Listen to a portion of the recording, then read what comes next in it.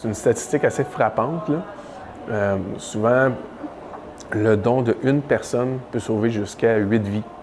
Vous êtes-vous déjà posé la question si ça valait vraiment la peine de signer sa carte de don d'organes? En tout cas, ça a valu la peine pour François, qui a bénéficié d'une double greffe, enfin, un rein et un pancréas.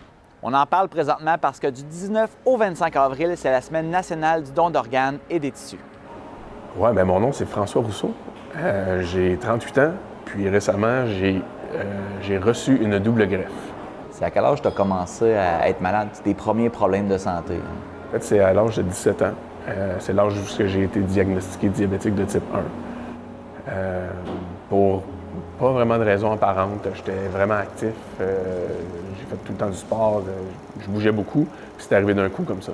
Je faisais du snowboard, du skateboard, beaucoup de musique. Suite au diabète, est-ce qu'il y a eu des complications? Est-ce que ça l'a mené vers d'autres choses? Oui, les complications sont arrivées un peu plus tard dans ma vie.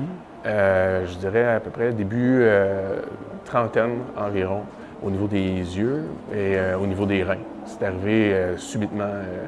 J'ai eu des espèces de périodes de cécité assez intenses. En fait, ce qu'il faut savoir, c'est que les problèmes de reins sont arrivés à cause du diabète de type 1. C'est une maladie dégénérative qui affecte les autres organes dans le corps. Est-ce que tu peux me parler du procédé de double greffe? Comment ça t'a été amené, ça? À cause de mon âge, je suis relativement jeune, comme on pourrait dire.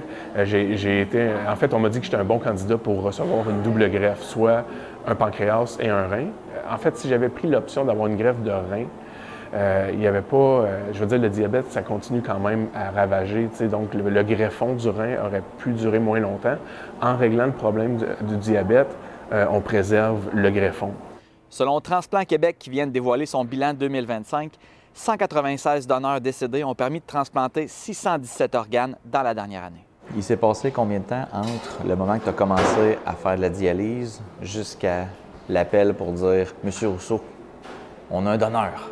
Il s'est passé 2 ans et demi environ. J'étais en hémodialyse. Ça impliquait que je me rende à l'hôpital 3 fois par semaine pendant des séances de 4 heures. Je me rappelle, c'était le 16 novembre 2025. J'étais à un lunch avec des amis, puis j'ai reçu l'appel me disant « On a un donneur compatible. L'opération peut se faire dans 4 jours. » La réaction, ça a été quoi? C'est un peu indescriptible parce que c'est tellement arrivé comme d'un coup. J'étais avec ma copine, puis on était ébahis. Beaucoup d'émotions on est dans un processus comme ça, on n'a comme pas le choix de laisser ça entre les mains des spécialistes, des médecins. Moi, j'ai fait confiance sur toute la ligne.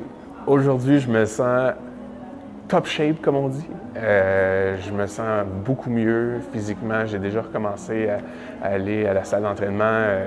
Ce que je voulais retrouver dans tout ça, c'était mon énergie. Qu'est-ce que tu pourrais me dire à propos du don d'organes? En fait, le considérer. On pense souvent, mettons, le don d'organes, le rein, ça vient souvent en premier. Il y a aussi les poumons, il y a le foie, il y a la peau. Donc, tu sais, c'est vraiment... ça peut redonner une qualité de vie à des individus qui en ont besoin. En date du 31 décembre 2025, c'est 898 personnes qui étaient en attente d'une greffe d'organes qui pourrait changer leur vie. À Trois-Rivières, Éric Dufresne pour Nouveau Info.